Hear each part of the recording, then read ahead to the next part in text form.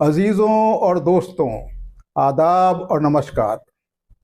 आजकल middle east में एक तरफ ईरान तो दूसरी तरफ अमेरिका और इसराइल हैं और दोनों के बीच घनघोर युद्ध चल रहा है। युद्ध में जहां एक ओर मासूम इंसानों की जानें जा रही हैं, वहीं दूसरी ओर इसके दुष्ट परिणाम सारी दुनिया को भुगतना पड़ रहा है। कोई ईरान के पक्ष में जुलूस निकाल रहा है तो कोई अमेरिका और इसराइल के पक्ष में खड़ा हुआ है। कई एंकर तो डोनाल्ड ट्रंप की पूरी अंधभक्ति करते हुए दिखाई देते हैं। दूर बैठा एक इंसान ये सोच सकता है कि वह तो इन सब से बहुत दूर है, उसे इन सब से क्या लेना देना, लेकिन एक जिंदा इंसान से यह अपेक्षा की जाती है कि वह कम से कम ये तो स्पष्ट करे कि वह जुल्म और जालिम के साथ नहीं खड़ा है, वो साम्राज्यवाद के पक्ष में नहीं खड़ा है, बल्कि उसकी सहानुभूति मासूम इंसानों और मजलूमों के साथ है। जिम्मेदार इंसानों और जिम्मेदार देशों के वक्तव्य और आचरण में इंसाफ और इंसानियत के उसूलों की झलक दिखना चाहिए। मिडिल ईस्ट में इस समस्या की मुख्य जड़ है ज़ायोनिस्ट विचारधारा। ज़ायोनिज्म एक राजनीतिक राष्ट्रवादी विचारधारा है जो फिलिस्तीन में यहूदी मातृभूमि की स्थापना और समर्थन की वकालत करती है। हंगेरियन जर्नलिस्ट थियोडर हज़ले को ज़ायोनिज्म का जनक माना जाता है। उसने 19वीं शताब्दी में वर्ल्ड ज़ायोनिस्ट ऑर्गेनाइजेशन बनाया और यहूदियों को फिलिस्तीन आने हेतु प्रोत्साहित किया, जिससे कि यहूदी राज्य का निर्माण हो सके। ज़ायोनिज्म टू नेशन थ्योरी की तरह एक घातक विचारधारा है। टू नेशन थ्योरी द्वारा किस प्रकार 1947 में भारत का विभाजन हुआ, इसका वर्णन हमने एक अन्य वीडियो कौन है देश के बंटवारे के जिम्मेदार में किया है। अधिक जानकारी के लिए आप इस वीडियो को देख सकते हैं, इसका लिंक डिस्क्रिप्शन बॉक्स में दिया हुआ है। यह उल्लेखनीय है कि ज़ायोनिज्म का धर्म से कोई संबंध नहीं है। थियोडर हज़ले खुद को पूरी तरह से नास्तिक मानता था। बहुत से यहूदी स्वयं ज़ायोनिज्म का विरोध करते हैं। ज्यूइश वॉइस फॉर पीस जैसे आलोचक और संगठन तर्क देते हैं कि ज़ायोनिज्म के परिणाम स्वरूप फिलिस्तीनियों का विस्थापन हुआ और उनके साथ अन्याय हुआ है। ज़ायोनिज्म की विचारधारा के साथ एक अन्य घातक संकल्पना भी जुड़ी हुई है और वह संकल्पना है ग्रेटर इसराइल की, जिसमें फिलिस्तीन, Jordan, Lebanon, Iraq, Syria, Egypt और सऊदी अरब सम्मिलित हैं। एक अन्यायपूर्ण और साम्राज्यवादी विचारधारा होने के बावजूद ज़ायोनिज्म को यूके, यूएसए, यूरोपीय देशों और यूनाइटेड नेशंस का समर्थन मिलता रहा। प्रथम विश्व युद्ध के दौरान ब्रिटेन ने फिलिस्तीन के संबंध में अलग अलग लोगों से 3 अलग अलग वादे कर लिए। अरब देश के शासकों से ब्रिटेन द्वारा अरब स्वतंत्रता का सम्मान करने का वादा किया गया। ओटोमन साम्राज्य के नियंत्रण वाले क्षेत्र को आपस में बांटने के लिए ब्रिटेन और फ्रांस के बीच एक गुप्त समझौता हो गया। इसे साइकिस-पाइकोट एग्रीमेंट कहते हैं। और इधर फिलिस्तीन में यहूदी लोगों के लिए एक राष्ट्रीय घर की स्थापना का वादा किया गया। 2 नवंबर 1917 को ब्रिटेन के विदेश सचिव आर्थर बाल्फोर द्वारा ब्रिटिश यहूदी नेता लॉर्ड रॉथस्चाइल्ड को एक पत्र लिखा गया, जिसमें यहूदी लोगों के लिए एक राष्ट्रीय घर का समर्थन किया गया। बाल्फोर डिक्लेरेशन के कारण बड़ी संख्या में यहूदी फिलिस्तीन में आकर बसने लगे और इनकी संख्या 3% से बढ़कर 1947 में 33% हो गई और वर्तमान में लगभग 75% है। इस घोषणा के आलोचकों का तर्क था कि यह एक औपनिवेशक और साम्राज्यवादी कृत्य था, जिससे मूल निवासियों के अधिकारों की अनदेखी की गई और उनको विस्थापन हेतु मजबूर किया गया। इन परस्पर विरोधी वादों के कारण क्षेत्र में तनाव बढ़ने लगा और फिर यूरोपीय संघ द्वारा ग्रेट ब्रिटेन को वर्ष 1922 में ब्रिटिश जनादेश प्रदान किया गया।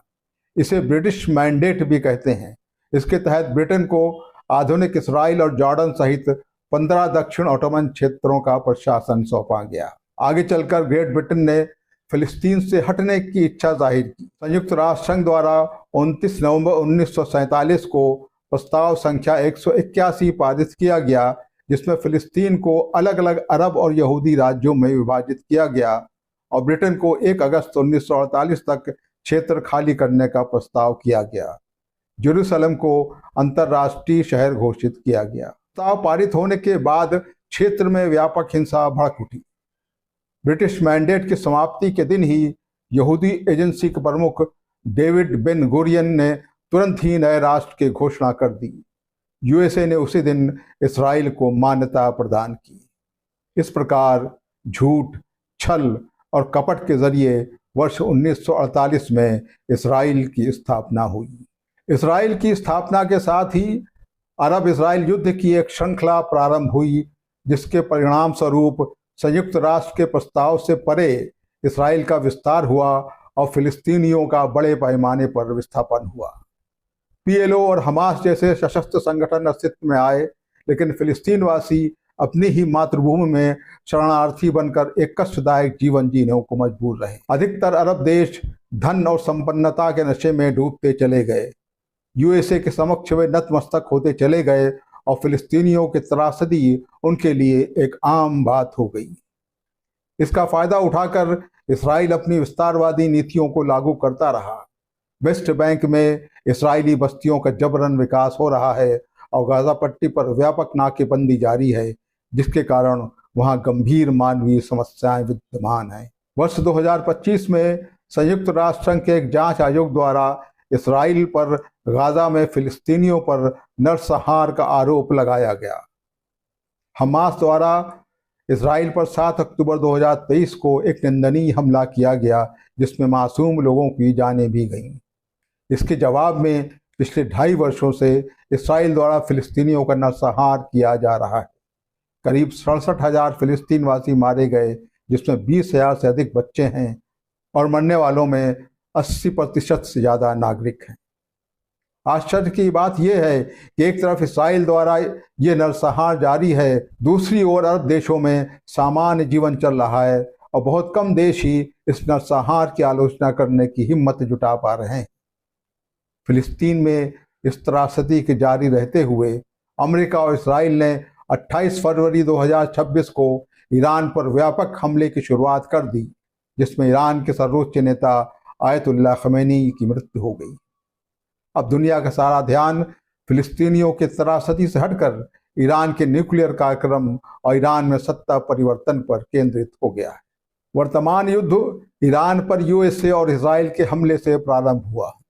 हमें ये याद रखना होगा कि ये वही डोनाल्ड ट्रंप हैं जिन्होंने भारतीय अप्रवासियों को बेड़ियों में भारत वापस भेजा था। हमारे आत्मसम्मान पर यह एक गहरा प्रहार था, परंतु आश्चर्य की बात तो यह है कि उस समय कुछ अंधभक्त इस अपमान को उचित ठहरा रहे थे। ये वही डोनाल्ड ट्रंप हैं जिन्होंने 3 फरवरी 2026 को वेनेजुएला के राष्ट्रपति और उनकी पत्नी का अपहरण कर लिया। यानी अब किसी बड़े देश के तानाशाह द्वारा ही यह फैसला लिया जाएगा कि किसी विकासशील देश का राष्ट्रपति और प्रधानमंत्री कौन होगा और वहां किस प्रकार की सरकार होगी। दूसरी ओर इसराइल के प्रधानमंत्री बेंजामिन नेतन्याहू हैं। उनके द्वारा फिलिस्तीनियों पर अत्याचार जारी है और वे ग्रेटर इसराइल का अपना सपना पूरा करने में व्यस्त हैं। ईरान ने हिम्मत का प्रदर्शन करते हुए साम्राज्यवाद और विस्तारवाद के सामने घुटने टेकने से इनकार कर दिया। ईरान ही उन कुछ गिने चुने देशों में है जिन्होंने फिलिस्तीनियों पर हो रहे अत्याचार और अन्याय के विरुद्ध मुखर होकर आवाज उठाई है। हमें यह भी समझना होगा कि ईरान ने यह क्षमता पिछले 40 वर्षों के सतत प्रयास से हासिल की है। ईरान की इस रणनीति से अन्य देशों को भी बहुत कुछ सीखना चाहिए। ईरान के नेताओं और ईरान की जनता ने यह दिखा दिया कि वो मर जाना पसंद करेंगे, लेकिन साम्राज्यवाद और अन्याय के सामने सर नहीं झुकाएंगे। ईरान का ये साहस भारत की आज़ादी की लड़ाई के उस जज्बे को याद दिलाता है कि हम अपनी आज़ादी को हरगिज़ मिटा सकते नहीं, सर कटा सकते हैं लेकिन सर झुका सकते नहीं। ईरान के इस जज्बे को सलाम। अपनी आज़ादी को हम हरगिज़ मिटा सकते नहीं, सर कटा सकते हैं लेकिन सर झुका सकते नहीं, सर झुका। फिलिस्तीन समस्या का कोई हल तभी निकल सकता है जबकि मानवीय मूल्यों को ध्यान में रखते हुए यह स्वीकार किया जाए कि फिलिस्तीनी लोग ही भुक्तभोगी हैं, जो कि अपने ही देश में शरणार्थी हो गए हैं और उन पर अत्याचार भी हो रहा है। हमें यह भी स्वीकार करना होगा कि इसराइल का निर्माण ही सैद्धांतिक रूप से उचित नहीं था। इस सच्चाई को स्वीकार कर वर्तमान परिस्थितियों पर विचार करते हुए ही वो इस सर्वमान्य हल की ओर बढ़ा जा सकता है। दोस्तों, इस युद्ध का परिणाम कुछ भी हो सकता है, लेकिन हमें स्वयं को अपना आत्म अवलोकन करने की ज़रूरत है कि हम किसके साथ खड़े हैं। आज ये इम्तिहान का वक्त है।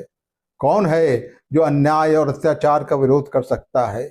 कौन है जो साम्राज्यवाद और विस्तारवाद का विरोध कर सकता है? कौन है जो मजलूमों के पक्ष में खड़ा हो सकता है? हमें लगातार इस बात का आत्म अवलोकन करने की आवश्यकता है कि कहीं हम अनजाने में अंधभक्त तो नहीं बन गए हैं। इस त्रासदी के समय क्या हम उच्च सिद्धांतों और मूल्यों के साथ खड़े हो सकते हैं? इन सवालों को हमें बार बार अपने से पूछने की आवश्यकता है। और आखिर में हम अपनी बात वसीम बरेलवी के एक शेर के साथ पूरी करते हैं कि उसूलों पर आँच आए तो टकराना ज़रूरी है। उसूलों पर आँच आए तो टकराना ज़रूरी है। तुम जिंदा हो तो जिंदा नज़र आना ज़रूरी है। आज के लिए बस इतना ही। अगर आपको वीडियो पसंद आया हो तो इसे लाइक और शेयर करें और अपनी टिप्पणी भी दें। इसी तरह के अन्य वीडियो आपको लगातार पहुंचते रहें, इसके लिए कृपया चैनल को सब्सक्राइब करें। शुक्रिया।